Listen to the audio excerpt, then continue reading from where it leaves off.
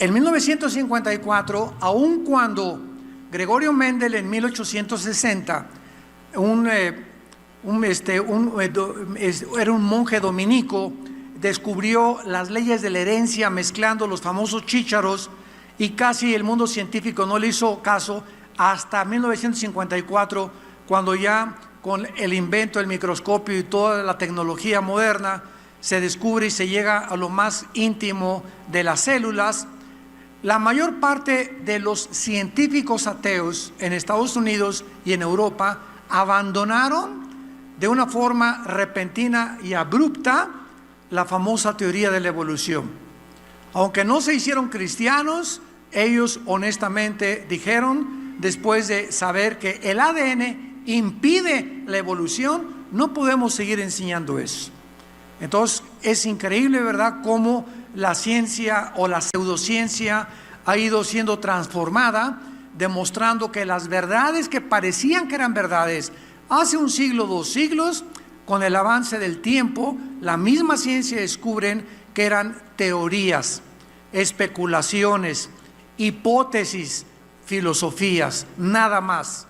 Por eso tenemos que estar atentos todos los seres humanos, principalmente los cristianos, cuando oímos pues que se descubrió el hoyo negro. Ya cuántos quieren agarrar una nave prisa al hoyo negro.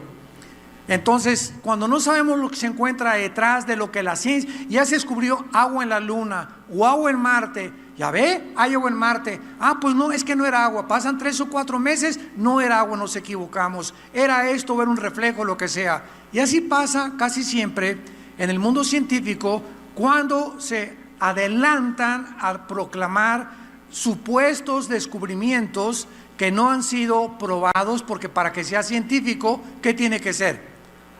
Tiene que ser probado, primero tiene que ser observado. Los científicos observan, entonces después tienen que probar y después tienen que demostrar que eso que ellos están observando es viable para que pueda ser caracterizado como una ley, como algo científico.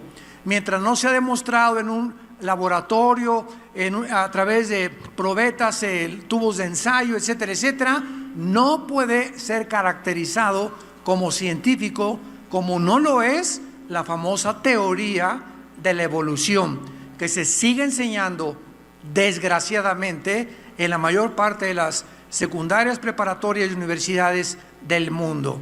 Muy bien, terminamos con el séptimo día, capítulo 2 del Génesis, del 1 al 3. Y dice así: este es el último día que la Biblia nos relata acerca de la creación de Dios. Fueron pues acabados los cielos y la tierra, y todo el ejército de ellos. Y acabó Dios en el día séptimo la obra que hizo, y reposó. Esta palabra es Shabbat, que los judíos después la usaron como nombre, aquí está como verbo. Vamos a ver la diferencia. Reposó Dios el día séptimo de toda la obra que hizo. Y bendijo Dios al día séptimo y lo santificó, porque en él reposó de toda la obra que había hecho en la creación.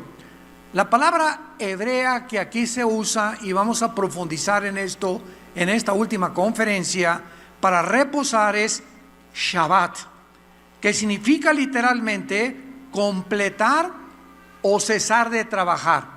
Entonces, cuando Dios dice que Él reposó el séptimo día, no significa que le dijo al arcángel Miguel: tráiganme una hamaca porque estoy cansadísimo de todo lo que he hecho, necesito 3 días de vacaciones. Entonces no significa que Dios se haya cansado. Dice Isaías capítulo 40 que Dios no se cansa ni desfallece. No es como nosotros. Dios no está sujeto, ni las criaturas del mundo espiritual, a las leyes físicas, ni a las 4 dimensiones en las que tú y yo habitamos en este universo cerrado, que es el que Dios creó con leyes cósmicas inexorables. Muy bien, la palabra Shabbat aquí no es un nombre propio para el séptimo día, porque repito, es un verbo. No se usó como nombre propio para el séptimo día hasta el libro del Éxodo. ¿Qué significa esto? Porque fue hasta el Éxodo que Dios ordenó el Shabbat o el séptimo día a Israel para que después de 6 días ellos trabajaran. Esto es asombroso porque independientemente de la interpretación teológica, es increíble que el calendario está actualizado y ordenado en semanas de 7 días y solo existe una razón. Dios mismo estableció que el ser humano después de 6 días necesita detenerse. No son 8 días, ni a los 5 días, ni a los 4 días. Entonces, lo que Dios le ordena a Israel, lo vamos a ver espiritualmente, como Cristo lo cumple.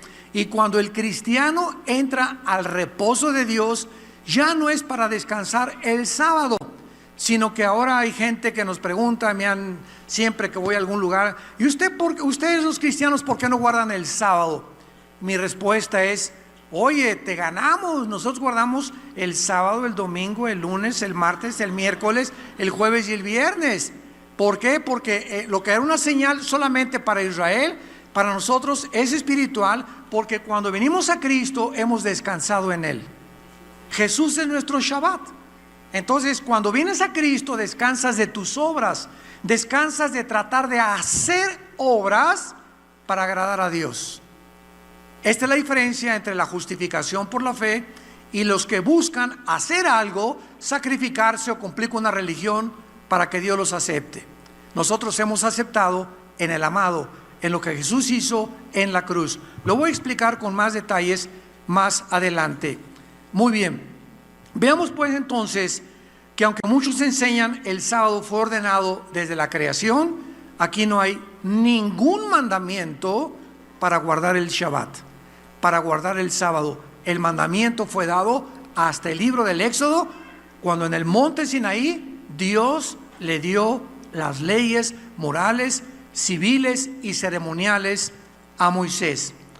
Vamos a ver las bases de este sábado y basados en la creación. Y esto es muy importante. Número 1, los que quieran ir tomando nota. La base del sábado y la razón por la cual Dios descansa el día séptimo es para recordarle a Israel, el pueblo y la nación que él iba a formar después, cuando Dios hasta el capítulo 12 llama a Abraham, y de un hombre Dios le dice a Abraham, te voy a multiplicar, y las naciones a través de la historia van a ser bendecidas por ti. ¿Por qué? Porque a través de los judíos vino el Mesías, y a través de los judíos tenemos las Sagradas Escrituras. Entonces Dios escoge formar una nación, que es la nación de Israel, para que pudiéramos nosotros ser bendecidos todos con la Biblia y con la persona de Cristo. Y si Dios hubiera escogido a los mexicanos, los guatemaltecos hubieran dicho, ¿y por qué no a nosotros? Y si hubiera escogido a los italianos, los franceses hubieran dicho, ¿y por qué a los franceses? Y así es el ser humano. ¿Y por qué ha escogido a los judíos? Porque le dio la gana, porque Él es soberano. Y si hubiera escogido a los ingleses, ¿y por qué no los alemanes? La cuestión es que Dios, en su soberanía, escoge una nación y un punto geográfico en el mundo, donde los árabes son 250 millones, más todavía que los judíos. Ahorita son aproximadamente como 14 millones de judíos en todo el mundo, y la mitad de ellos viven en Israel. Casi 6 millones viven en Israel. Y vemos nosotros que el 65 y 70% de los premios Nobel los han ganado los judíos. Sigmund Freud, judío. Carlos Marx, judío. Albert Einstein, judío.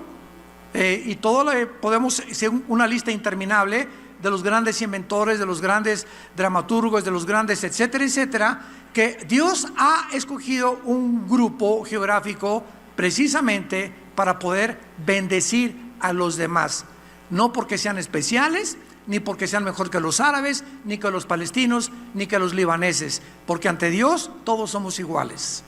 Dios no tiene acepción de personas.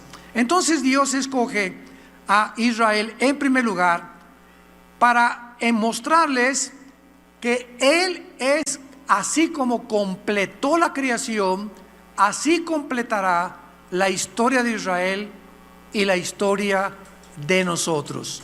En otras palabras, Dios escoge este día para recordar de que Dios completa su obra de la misma manera que Él va a completar la historia de Israel y tu historia y mi historia. Vayamos a comprenderlo en Romanos capítulo 10, versículos del 1 al 5, porque existe una corriente dentro del cristianismo que se llama la teología de la que se quieren liberar, la teología del reemplazo. No sé cuánto la han escuchado, que Dios ya acabó con Israel, que la iglesia ha entrado a formar parte y a tomar el lugar de la nación de Israel. Pero la Biblia, los capítulos 9, 10 y 11 de Romanos, 3 capítulos dedicados única y exclusivamente para enseñarnos que aunque parece que Dios hizo a un lado a Israel, no ha acabado con ellos. Dice Romanos capítulo 11, digo pues, ¿ha desechado Dios a su pueblo? En ninguna manera.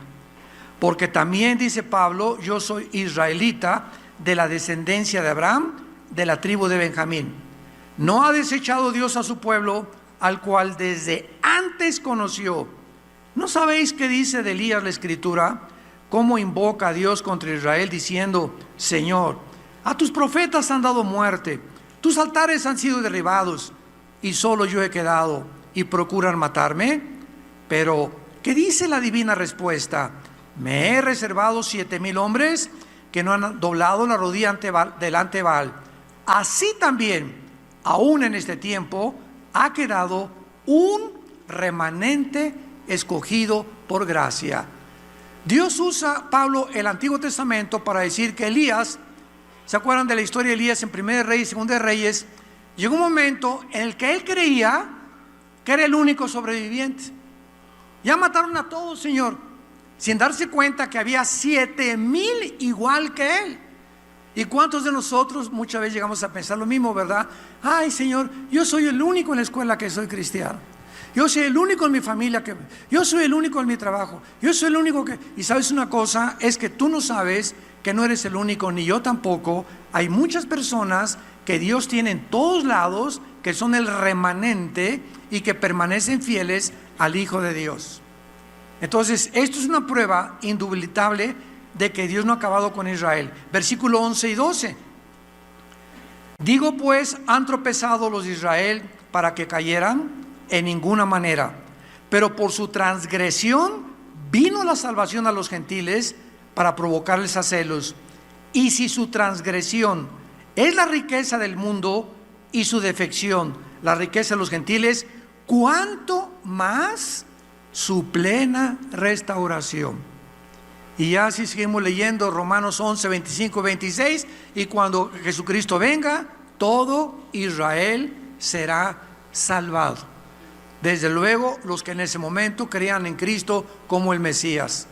Y así como han muerto muchos gentiles sin Cristo, no significa que el hecho de que una persona sea israelita, no significa que el hecho que una persona sea judía, se pueda creer que esa persona es salvada y escogida por Dios.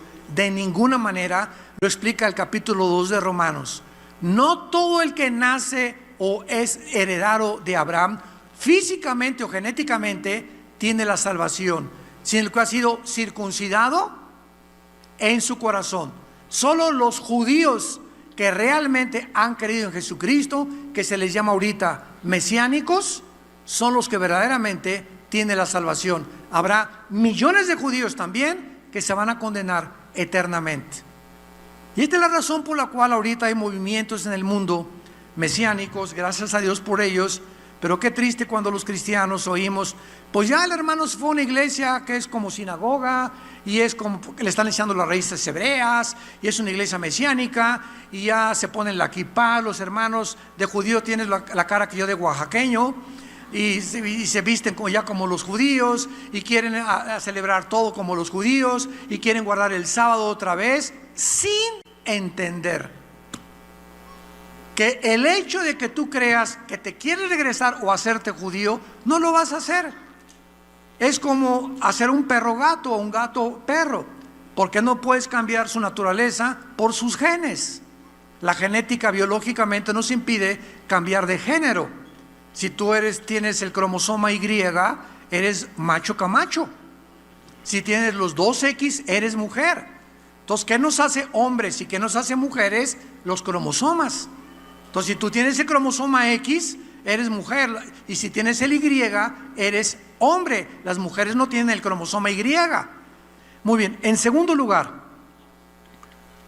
como apóstol del Señor del sábado, en segundo lugar, Pablo abroga la ley y las regulaciones de las observancias que los judíos tenían que cumplir bajo el Antiguo Testamento, como algo que la iglesia no tiene que guardar. Las 7 fiestas judías que Dios le dio, que eran de Dios a Israel, que es la Pascua, los panes sin levadura, Pentecostés, el día de la expiación, las trompetas, el Sucot, etcétera, etcétera. Nosotros, por ejemplo, como iglesia, celebramos el Sucot entre octubre y noviembre. Ahí en la iglesia de Santa Fe lo hemos hecho, en la iglesia del norte, no como una obligación que tengamos los cristianos que cumplir, sino para mostrarle al pueblo qué se encontraba detrás de la fiesta del Sucot, porque es la que vamos a celebrar cuando muramos, es la primera que vamos a celebrar con Jesucristo. Enseñarles qué es la fiesta del Sucot, pero no para guardarla, sino para ilustrar qué se encuentra detrás de esa fiesta, que es Jesucristo. Entonces, el cristiano, bajo el nuevo pacto, lo vamos a ver poco a poco, no está obligado a regresar a las leyes ceremoniales del Antiguo Testamento. En el Antiguo Testamento los hombres no se podían rasurar. En el Antiguo Testamento las personas no podían comer carne de puerco. En el Antiguo Testamento tenían el sábado que guardarlo, tenían que matar un becerro, tenían que matar corderos. Los más pobres, como la Virgen María y José, los padres de Cristo, eran tan pobres que el día del sacrificio tuvieron que ofrecer un palomino, que eran las aves para las personas que eran muy pobres. Entonces todo eso ya perteneció a Israel, y tenemos que entender la diferencia entre la iglesia, que es una entidad completamente diferente a la nación de Israel. Vamos a ver poco a poco. Por ejemplo, comencemos con Colosenses capítulo 2, donde el apóstol Pablo, a esta iglesia que querían regresar al legalismo otra vez, a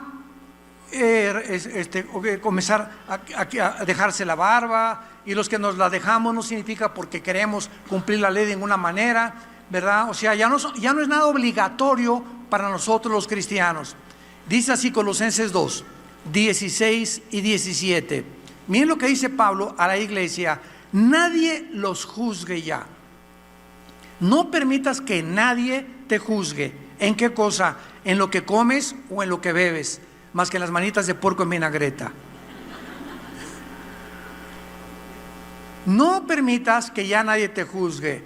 Es que yo tomo una chela, hermano, una bohemia negra con la carne asada, y es una sola, y llegas tú a la carne asada, al día de campo, y vas al hermano con su cerveza y le dices: eres un borracho, te vas a ir al infierno. ¿Qué estás haciendo? Le estás señalando y lo estás juzgando. El hermano te va a contestar: ¿sabes una cosa? La cerveza y la levadura que tiene es 1000 veces más nutritiva que la panza de Santa Claus que tú tienes. Oye, es que mira, esa persona se tatuó. Si eres gordo, no te atrevas a juzgar a nadie que está tatuado, porque más daño le haces al templo, porque tú no eres templo, eres la catedral del Espíritu Santo. Entonces comenzamos a estar buscando en las cosas superficiales. ¿Qué es lo que hacemos? Que el hermano toma vino, que el no toma vino, que toma esto y eso, y comenzamos a vivir una vida, un cristianismo superficial, legalista se llama esto. Y lo que Dios ve es el corazón. El hermano, supiste que puso árbol de Navidad, y el árbol de Navidad era de los babilonios. Y es un paganismo. Yo no pongo árbol de Navidad. Imagínense el hermano que dice, yo no pongo la Navidad.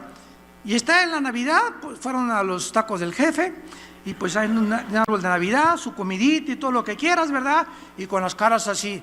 Y están los hermanos pues, en Navidad, jingle bells, noche de paz, contentos, alegres. Y dice Dios al ángel Gabriel, ve a ver a los que no pusieron árbol, ponles una palomita. Y a los que pusieron árbol, ponles un tache. ¿Se imaginan a Dios juzgándonos por lo que estamos haciendo o dejamos de hacer? ¿Qué es lo que ve Dios?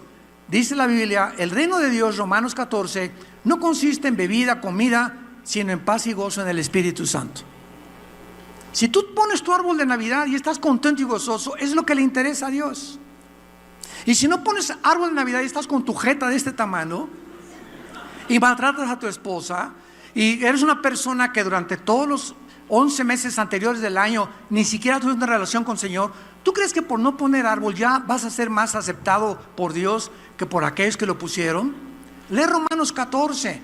Ya no juzguen unos un día de otro día, uno que sea ser vegano, el otro que come puerco, hay otro que toma la cerveza y el vino con su comida, otro es puro agua de limón. Pero esta es la cuestión, ya nadie los juzga en comida o en bebida, o en días de fiesta, luna nueva o shabbats, o días de reposo, todo lo cual es sombra de lo que ha de venir, pero el cuerpo es de Cristo. Todo lo que Dios le da en el Antiguo Testamento a los judíos eran señales, eran símbolos, y una señal, una sombra apunta todo hacia la cruz. Viene el Mesías en la cruz y Él cumple todo lo que Dios mandó en la ley en el Antiguo Testamento.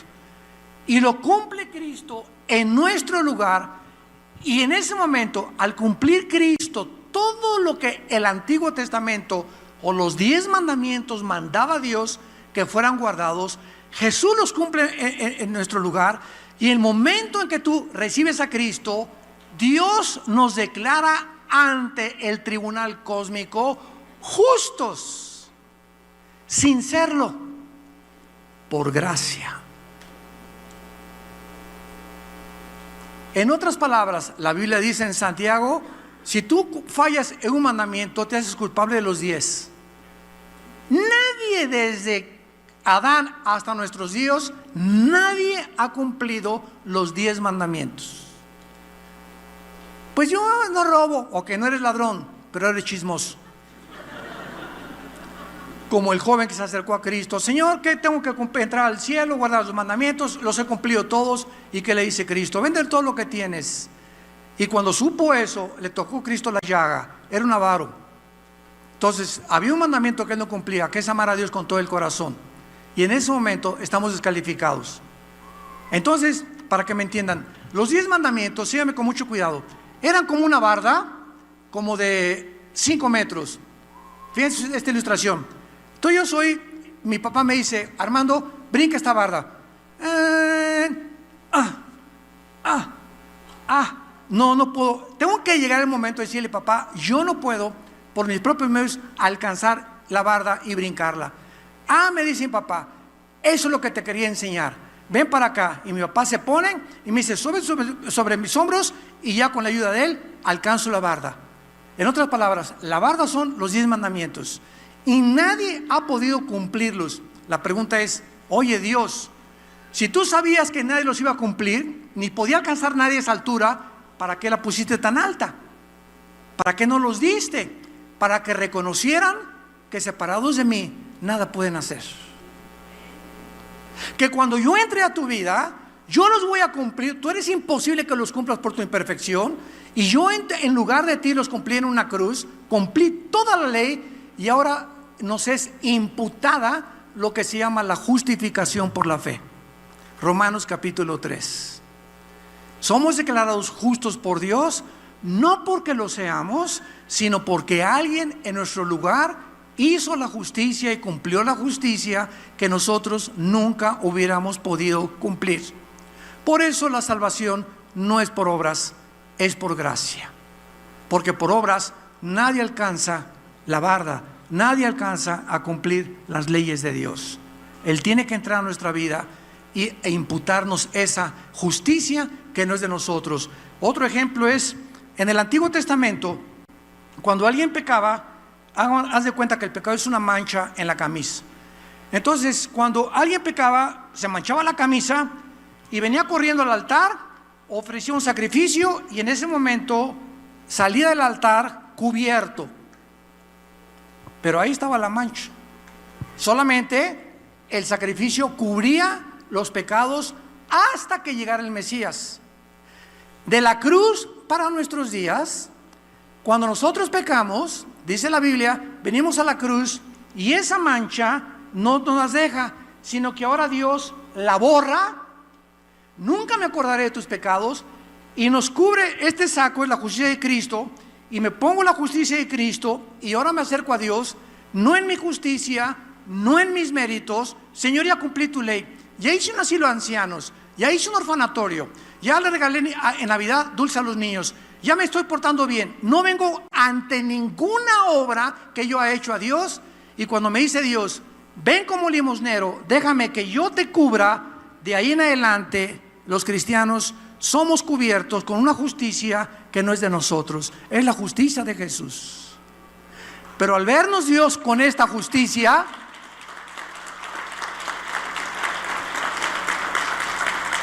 al ser yo cubierto con esta justicia, puedo acercarme a Dios. Ya no en mis méritos, no en mis propios. Dice Hebreos capítulo 10, acerquémonos pues sinceramente ahora por la sangre de Jesucristo, por el camino nuevo y vivo que Dios nos abrió por medio de la sangre de su muerte en la cruz. Entonces, cuando yo oro hoy en la noche o en la mañana, cuando me levanto y le digo, Padre Santo que estás en los cielos, Él me oye no porque yo sea bueno, no porque lo merezca, no porque yo sea digno. No hay nadie digno, todos somos indignos ante Dios. Vengo y me acerco a Dios en los méritos de su Hijo, mi Salvador, que vive dentro de mí, y vengo en tu nombre, Jesús, a acercarme a tu Padre. Acerquémonos al trono de la gracia, dice en Hebreos capítulo 10, ante el trono de la misericordia, para alcanzar gracia y misericordia en el tiempo oportuno. ¿Por qué podemos acercarnos? Por causa del Hijo de Dios. Si tú eres presidente de la República y tu hijo está fuera de tu oficina, si dicen te busca Perico de los Palotes, ¿quién ni lo conozco? Tiene que se bañe, que se vaya por ahí, ¿verdad? Yo no, pero oiga, le habla a su hijo. El hecho que me digan a su hijo, abre la puerta y le doy entrada sin ninguna credencial, simplemente porque es mi hijo.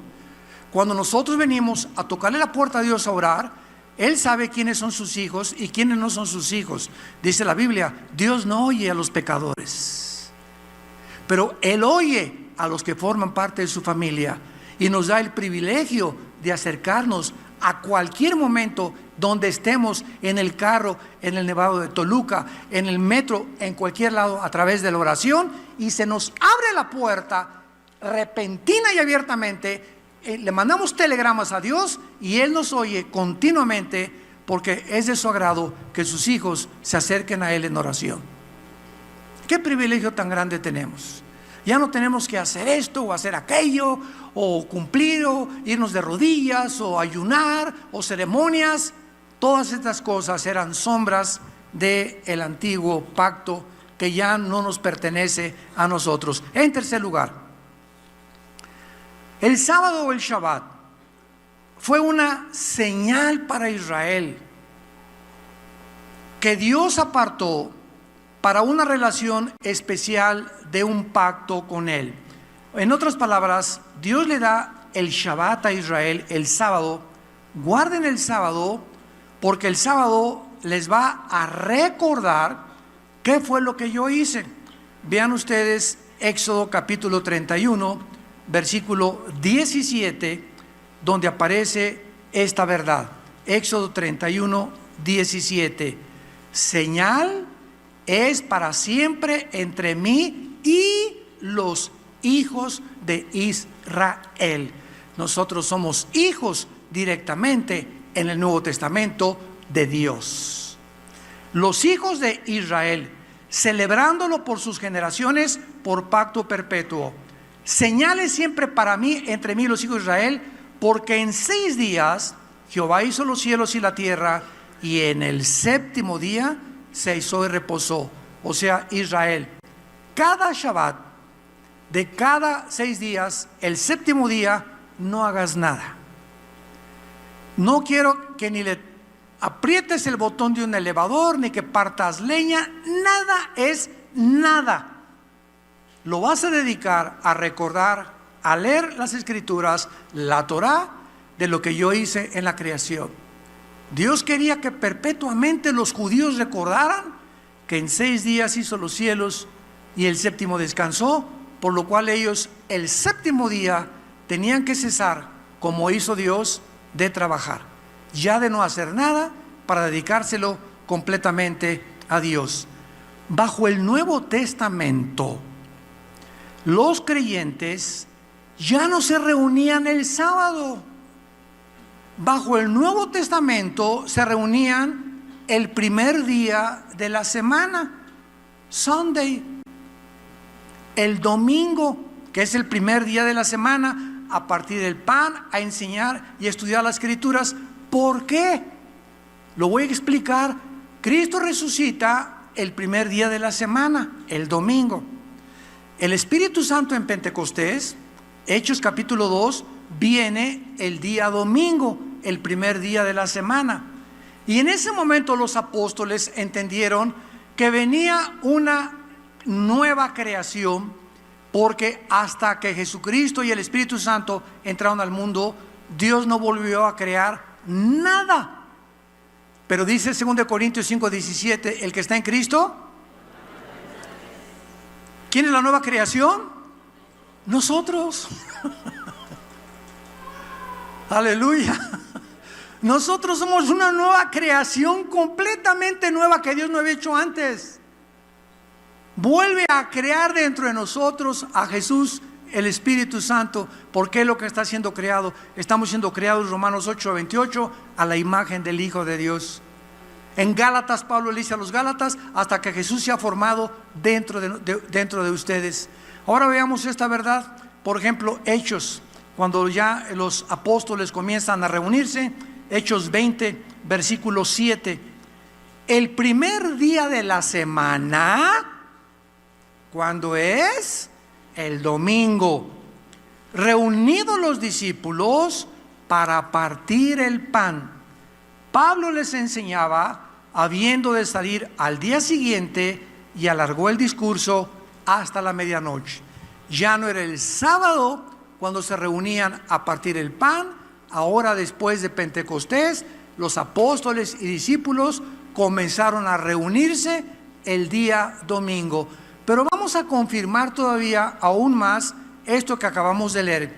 Y vayamos a la primera carta a los Corintios, capítulo 16, para que veamos la corroboración y la confirmación de lo que estamos enseñando.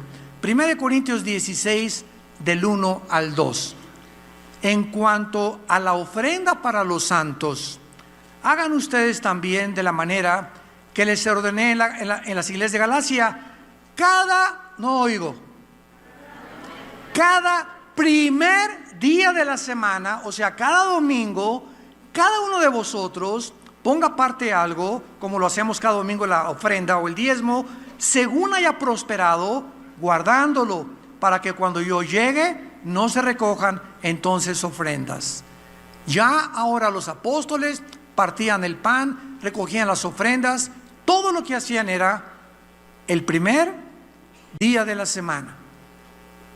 Israel, Dios le dio el 7º día, a nosotros nos dio el primer día, que para ellos es el 8º día. Síganme con cuidado. El número 7, esto es en la gematría, que es el conocimiento de los números de acuerdo a las letras hebreas y griegas. Gematría con G de Jorge, perdón, de Gárgara. En la gematría, el 7 representa lo completo, la perfección. Pero todos los nombres de Jesús, admirable, consejero, Dios fuerte, Jesucristo, suman el 8. Esto es increíble. Suman el 8. Nosotros pasamos de lo completo, que es el 7, a aquello que solamente puede ser lo perfecto a la semejanza de Él. David escribía en el Antiguo Testamento: cuando despierte, o sea, cuando muera, seré semejante a ti, despertaré a tu semejanza.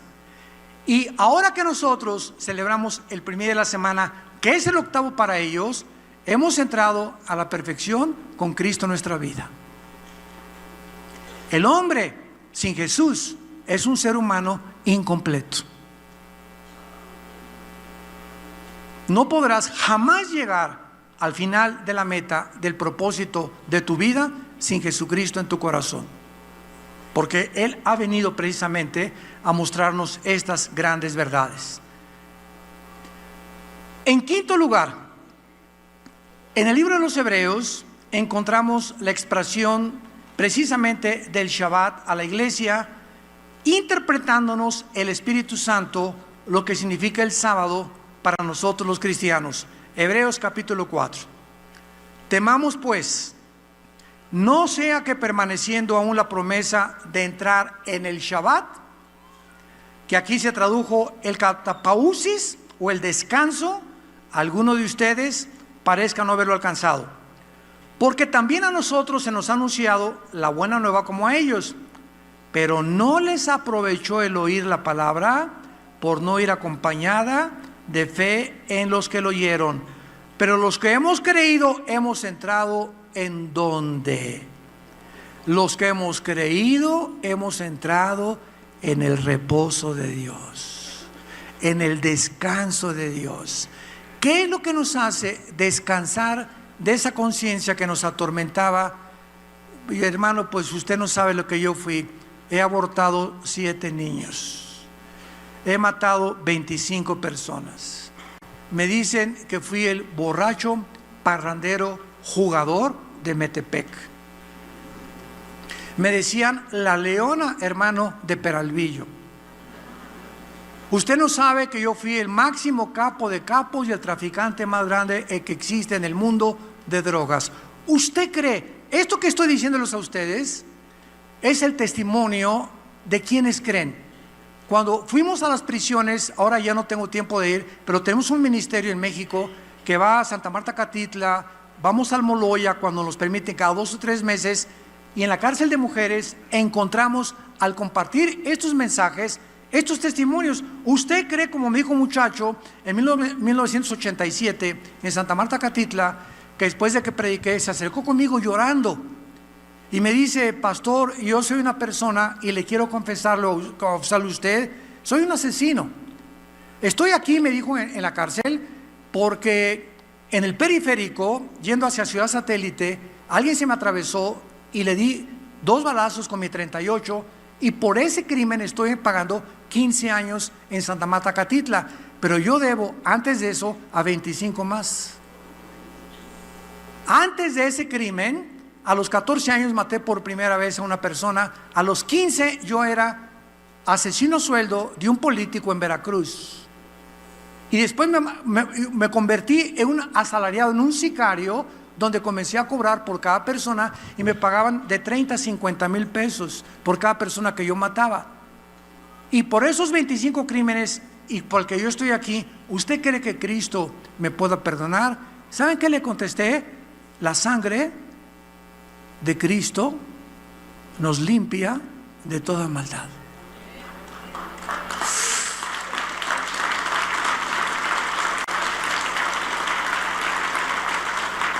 Estas son las buenas noticias que mi esposa les compartió hace rato. Las buenas noticias que no importa si tus pecados son como el carbón, como la blanca lana vendrán a ser.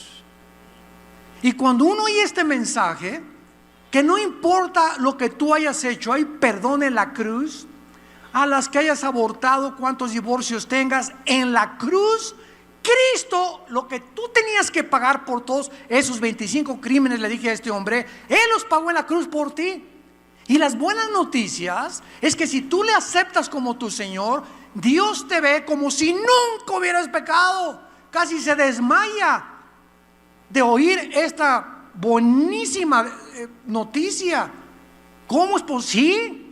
Y claro que no falta quien se acercó a alguien, ¿verdad? Y, ay, sí, qué fácil, ¿verdad? Que ya nada más porque a Cristo ya. Pues, y le dije, no, es que no fue fácil. Fue la vida que Él dio en la cruz en nuestro lugar. No fue fácil para Dios. Y por eso se llama por gracia, porque no lo merecemos. Dios nos los da porque nos ama. Por medio de la fe somos salvos en Cristo Jesús. Y esto es maravilloso. Quiero darles una noticia, y muchos de ustedes se van a sorprender. No sé cuántos de ustedes son parientes del Chapo, o lo conocieron, o fue tu padrino.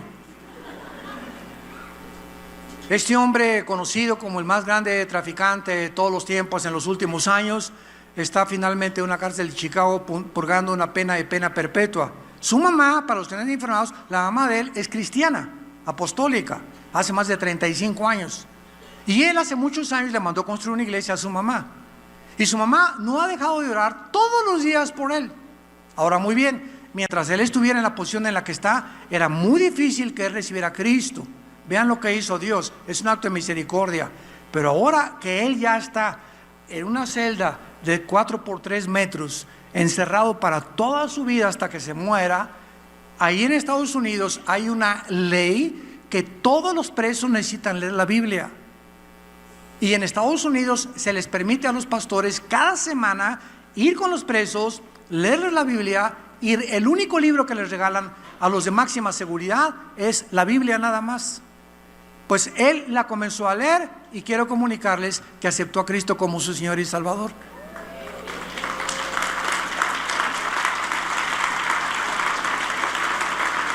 Inmediatamente. Y todo lo que hizo lo pagó Cristo en la cruz. ¿Y todo lo que hiciste tú? ¿Alguien puede levantarse y decir que es mejor que otro? ¿Alguien es tan fariseo, tan farisea para decir, es que yo no sé cómo es, ni cómo esa prostituta? A eso vino Cristo, y eso fue por lo que lo persiguieron y lo crucificaron, por envidia. Y viene una prostituta y le comienza a lavar los pies los fariseos. Ay, sí, ¿verdad? Tú eres, te dices el Mesías y dejas que esos pecadores se acerquen a ti. A eso vino, dijo Jesucristo, por los enfermos, no por los que se creen sanos. Y ese es tu problema, y tu problema, y tu problema, y el problema de mucha gente que se creen tan justos delante de Dios, que por ser tan buenos y no son tan malos como los demás, merecen el cielo. Y el cielo es para los reconciliantes pecadores. Porque los que más han pecado son los que más aman a Dios. ¿Sabías eso? Mientras más pecador hayas sido y más te haya perdonado Dios, más es tu agradecimiento y tu amor hacia Él, precisamente por eso, de saber que jamás hubiéramos podido pagar por lo que habíamos hecho y Él tuvo misericordia de nosotros.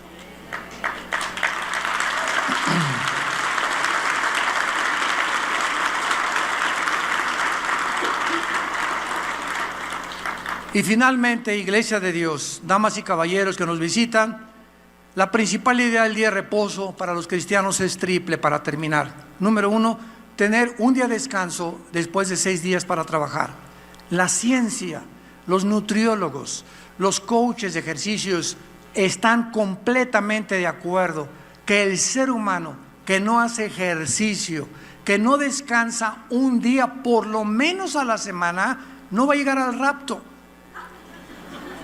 Y si llegas al 6º piso, al 7º piso de tu vida, a los 60, al 70, vas a llegar, ¿o qué vas a llegar?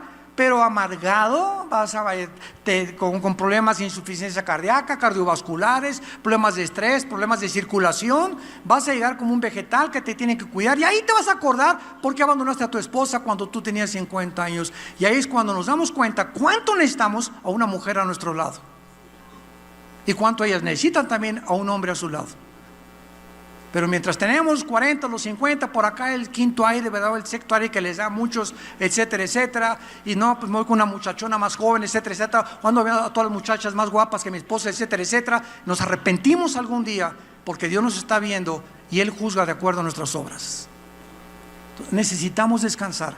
El domingo no tienes, por favor, la laptop allá al Nevado de Toluca ni al Chapultepec. Juega con tu nieto, empújalo contra el triciclo a tu nieto.